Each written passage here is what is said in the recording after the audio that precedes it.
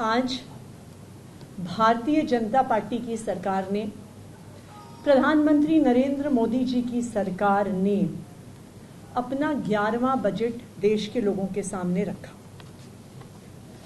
आज का बजट जो भारतीय जनता पार्टी की केंद्र सरकार ने संसद में और देश के सामने रखा, ये दिल्ली के लोगों को धोखा देने का बजट है।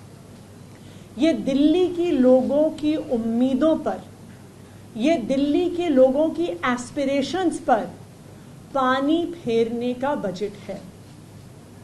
हर बार की तरह भारतीय जनता पार्टी शासित केंद्र सरकार ने दिल्ली के लोगों को उनका हक नहीं दिया।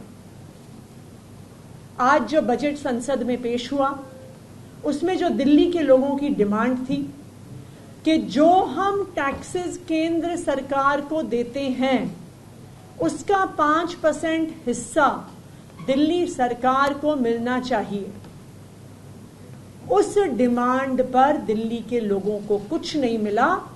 शेयर एंड सेंट्रल टैक्सेस पर दिल्ली का एलोकेशन 2024-25 के बजट में 0 है। उसी तरह से दिल्ली के लोगों ने ये डिमांड किया था कि जिस तरह से देश भर में लोकल बॉडीज को फाइनेंशियल एलोकेशन, बजटरी एलोकेशन होता है, उसी तरह से दिल्ली की म्युनिसिपल कॉरपोरेशन को भी बजटरी एलोकेशन होना चाहिए। हमने ये डिमांड किया था कि 5% टैक्सेस दिल्ली की म्युनिसिपल कॉरपोरेशन को भी मिलने चाहिए दिल्ली के लोगों के विकास के लिए। लेकिन दिल्ली की म्युनिसिपल कॉरपोरेशन को, एमसीडी को, 1 रुपया भी केंद्र सरकार के बजट में नहीं मिला। ऐसा नहीं है कि केंद्र सरकार ने और राज्यों को शेयर इन टैक्सेस नहीं दिया।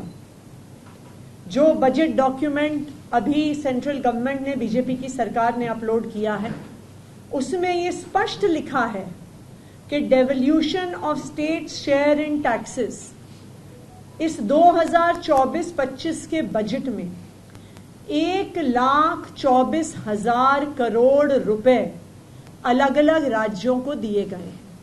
1,24,000 करोड़ रुपए, लेकिन दिल्ली वालों को शेयर इन टैक्सेस में 1 रुपया भी नहीं मिला।